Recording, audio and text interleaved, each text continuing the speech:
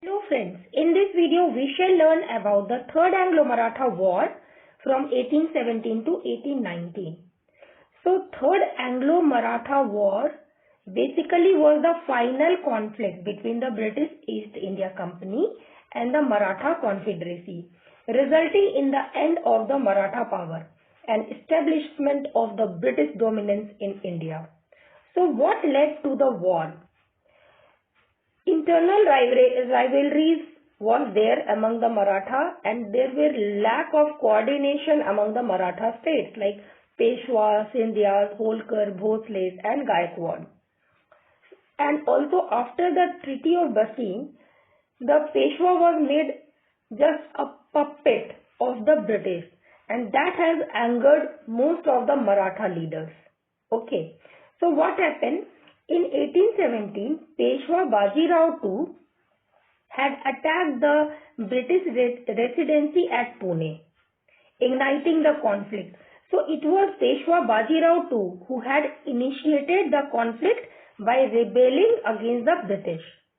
And other leaders like Appa Saheb, Bhosle and Malhar Rao Holkar also joined the uprising. Okay, and this is how the war began. Okay. Third Anglo-Maratha War. So what was the background? Let's see. The Charter Act of 1813 ended the company's trade monopoly except in tea and China. So the company needed more markets. Okay. And Charter Act had introduced some significant changes in the company's trading and administrative policy. The Act had ended the British East India Company's monopoly on trade in India except for trade in tea and trade with China. And this allowed other British merchants also to trade freely in India, which reduced the company's exclusive control over the Indian market. Now the question is, why did the company need more market after this Charter Act 1813? It was because of the loss of monopoly revenue. So in order to sustain the profit, the company needed more market. The company needed to expand its market because there were increased competition with the private merchant entering to the India for trading. Okay. The Pindaris, composed of various castes and classes, served as mercenaries to the Marathas, and the Marathas weakened the Pindaris, lost their regular employment, and as a result they began to plunder the neighboring areas, including the company. So who are these Pindaris? Pindaris were the group of irregular mercenaries or raiders, primarily composed of diverse castes or classes, including unemployed soldier, adventurer or criminal. And they served as a force to the Maratha Empire. Okay, during the height of the empire.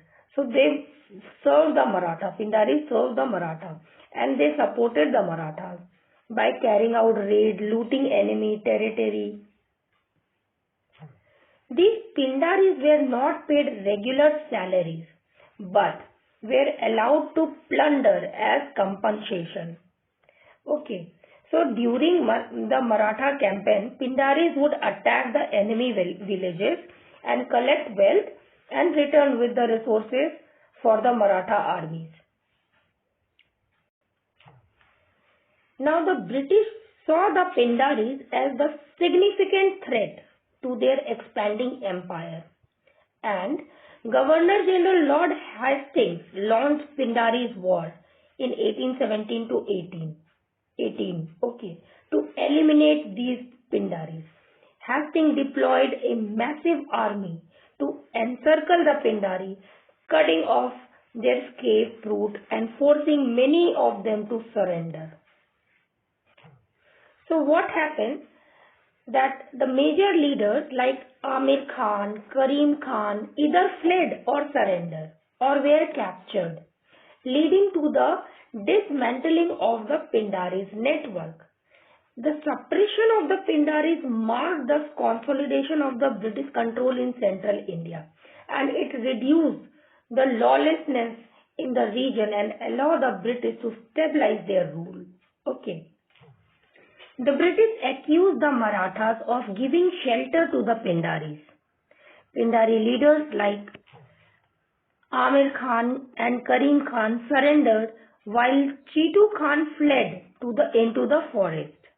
Okay, and Lord Hastings' action against the Pindaris was seen as a violation of the sovereignty of the Maratha.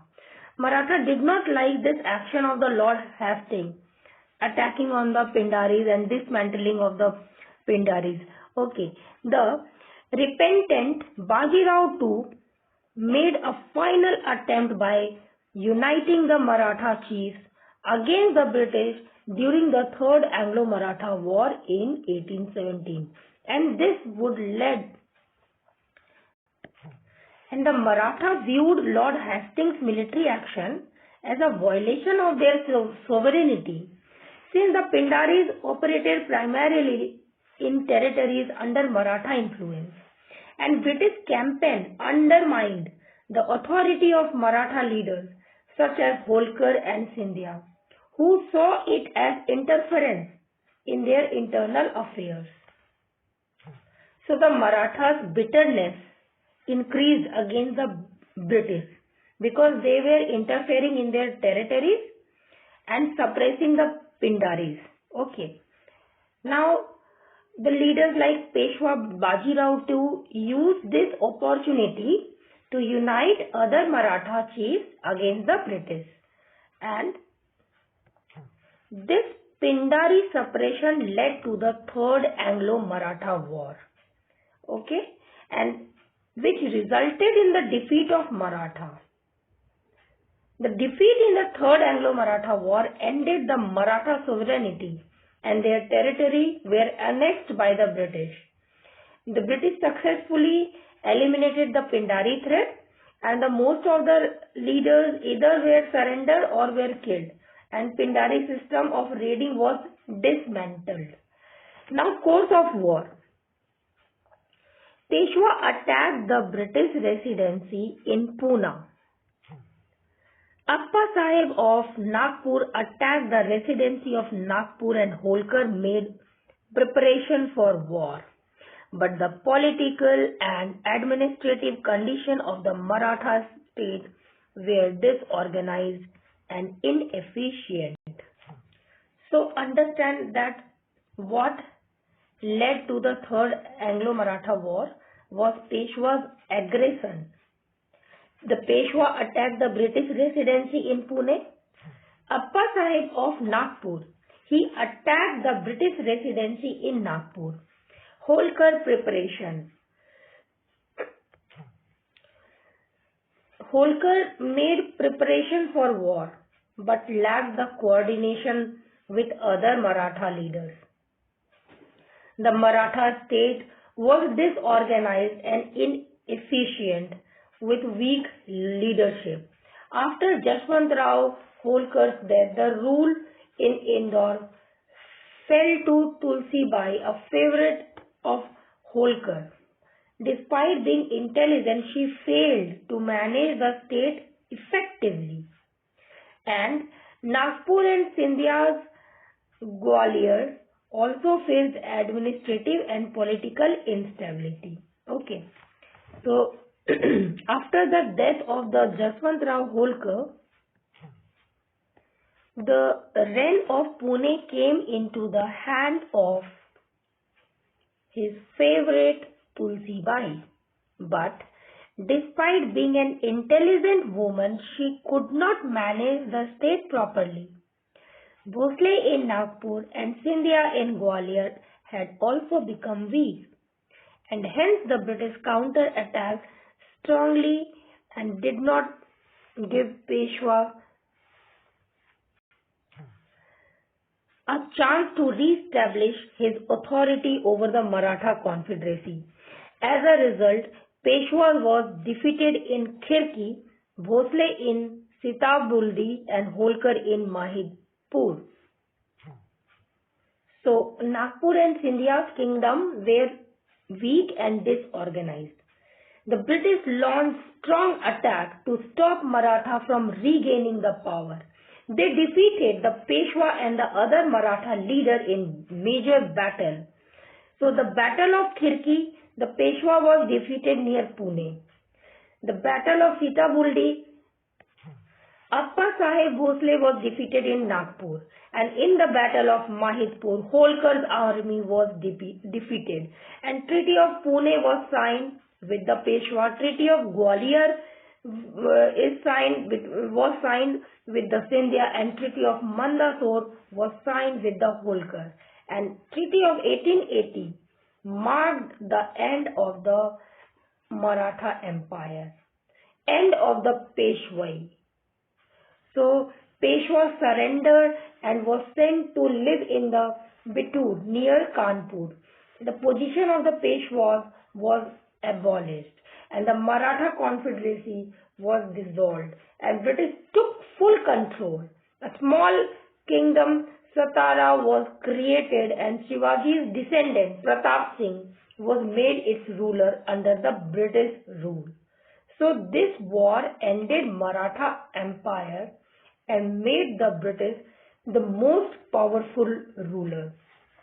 Okay, so as a result, the Peshwa defeated in Khirki, Bhosle in Sitabuldi, Holkar in Mahidpur, and some important treaties were signed. These were in June 1817, Treaty of Poona with Peshwa, in November 1817, Treaty of Gwalior with Scindia, and January 1818, Treaty of Mandsaur with Holkar, and in June 1818, the Peshwa finally surrendered and Maratha Confederacy was dissolved. Peshwa Shahi was abolished and Peshwa Bajirao became a British retainer in Bitur near Kanpur. The Pratap Singh, a descendant of Shivaji, was made the ruler of the small princely state Satara. There were several reasons for the Marathas' defeat by the English. The main reasons were as follows. Inept leadership means improper leadership. The character of the Maratha state was autocratic. The later Maratha leaders, Bajirao II, Daulat Rao Scindia, and the Jaswant Rao Holkar were useless and selfish leaders and were unable to stand up to English officers like John Malcolm and Arthur Wellesley. So what happened? The Maratha Empire struggled because of bad leadership and poor decisions. Their rulers at that time were selfish and weak, and they could not match the skills and the strategies of the British officers. So what went wrong? The Maratha leaders like Bajirao II, Daulat Rao Scindia and Jaswant Rao Holkar cared more about their own power rather than the strength of the Maratha Empire. So they were divided. They often fought among themselves instead of uniting against the Britishers. And there were autocratic rule. The Maratha state was autocratic. That means the decision was made by a single person or the ruler, and ordinary people had no way just to follow the order. Okay, this is how the empire was run.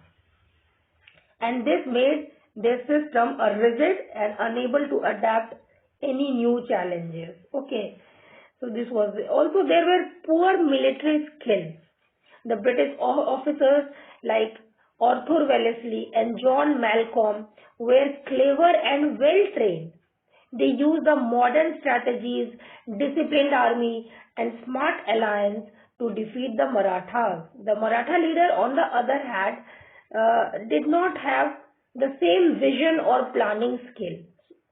And also there were lack of unity among the Maratha leaders because they are fighting with each other for the personal gain. So for example, Holkar and Scindia often had disagreement, and this had weakened their ability to fight against the British as a team. and the British used Maratha weakness to their advantage. The Maratha were no match for the British army, and one by one their leaders were defeated, and in the end Maratha Empire collapsed. The British became the ruler of India.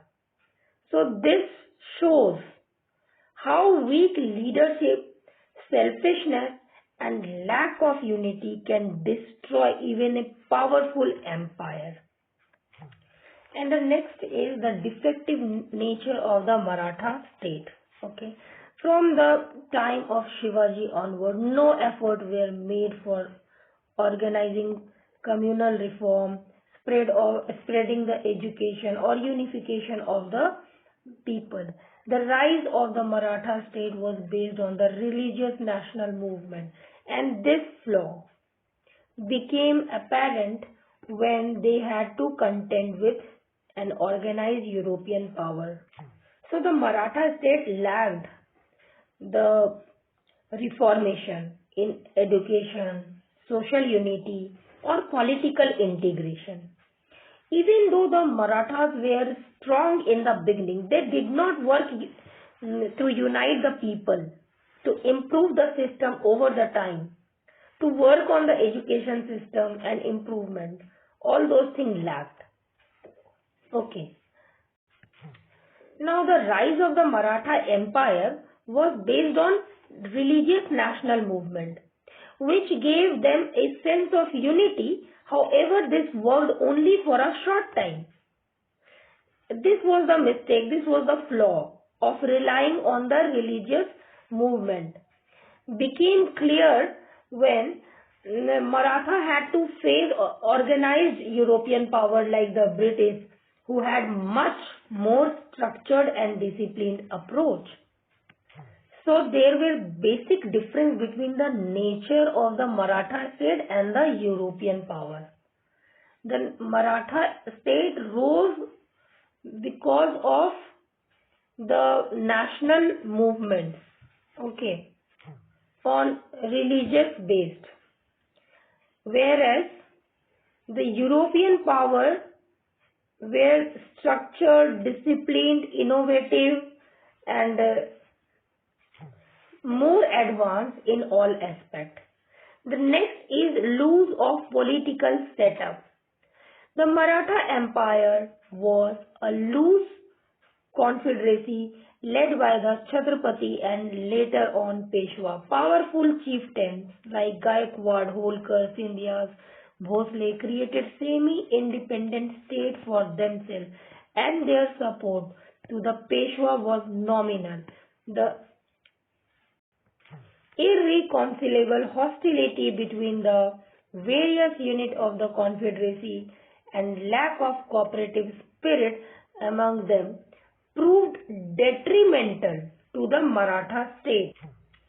So the Maratha Empire was a loose confederacy, not a strong centralized state.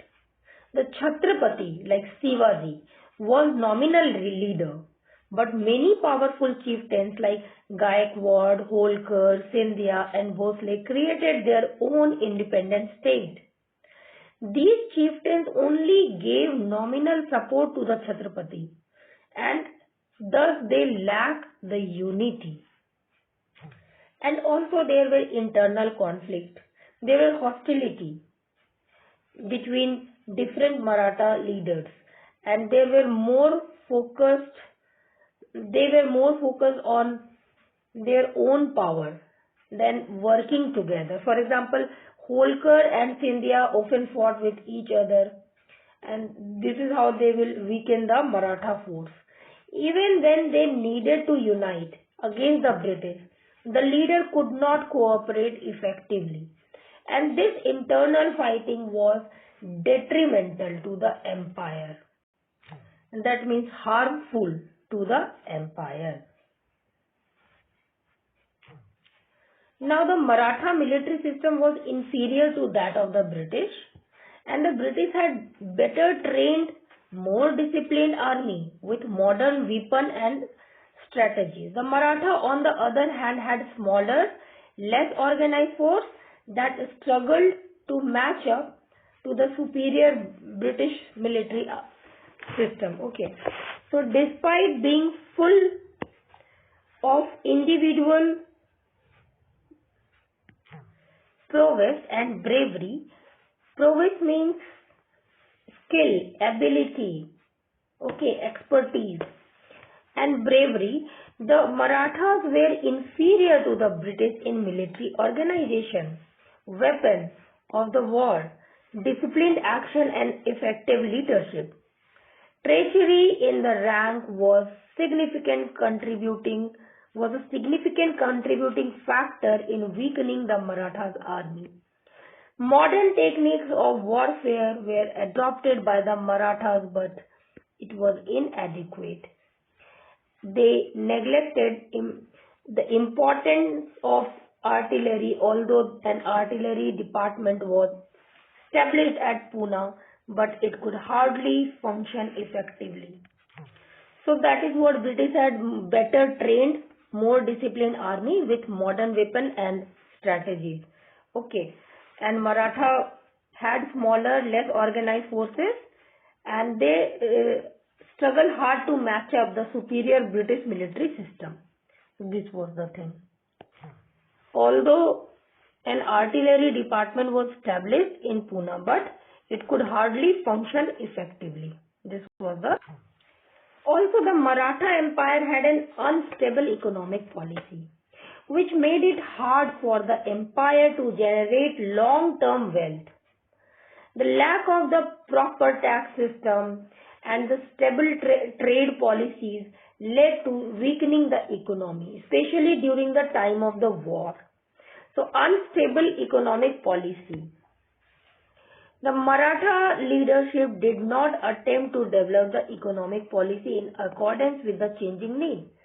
So, they did not modernize themselves according to the need, and there were no industries or foreign trade opportunities. Therefore, Maratha's economy was not conducive to a stable political system. That means there were lack of proper tax system and stable trade policy. So all those had weakened the economy. Okay, especially during the times of the war. The next is the superior English diplomacy and espionage. Espionage means in Hindi jasusi. Okay. So diplomacy means kutniti. So the British had better diplomatic skills. The disunity among the Maratha chieftains made the work of the British easier. In contrast to the Marathas' ignorance, the lack of information about their enemy, the British used well-organized espionage system to know the capabilities, strength, weakness and the military method of their enemies. And this is how the British succeed, whereas the Maratha failed. So British were better at making alliances. So they were very much diplomat. They could convince various Maratha leaders to betray each other or turn against their own allies. Okay, for example, British officers like Lord Wellesley used diplomatic tactics to divide and conquer the Marathas. And also they had progressive outlook. The British had more forward-thinking approach in administration, military and governance, which gave them an advantage over the Marathas. They focused on creating unified system, unlike Marathas, whose empire was fragmented. Okay. So the next is the progressive English outlook. The Renaissance freed the English from the bond of the church, allowing them to focus their energies on the scientific invention, extensive sea voyages, and acquisition of the colonies. Indians, on the other hand, were still steeped In old dogmas, Maratha leaders paid little attention to the worldly affairs of the state, and the traditional social hierarchy based on the dominance of the priestly class was weakening the unity of the Maratha confederacy. Means the Renaissance, that is the rebirth of the interest in art, science, literature and learning held in England to break the control of the church. Okay, and this had a huge influence on the life of the people. So this freedom allowed them to focus on the science, exploration, colonization, expansion. For example, England started sea voyages, discovered new land, and set up colonies all over the world. Whereas in India, especially in the Maratha Empire, people were still following old beliefs and superstitions that held them back as compared to the British. Okay. And Maratha's leaders were focused on traditional ways and did not pay much attention to the importance of governing the state, modernizing the empire, to the education. So the Maratha leaders were more interested in personal power and prestige than the welfare of the state or unity. This led to the lack of focus on the important state matters like unity, development. For example, rather than working together for the good of the empire, the leaders often fought with each other, and the Britishers were taking advantage from this opportunity. And the traditional social hierarchy in Maratha Empire created division. The dominance of the certain prestige classes weakened the unity of the Maratha confederacy. For example, powerful chieftains like Holkar, Scindia and others acted independently instead of cooperating with each other, which hurt the Maratha cause. Okay.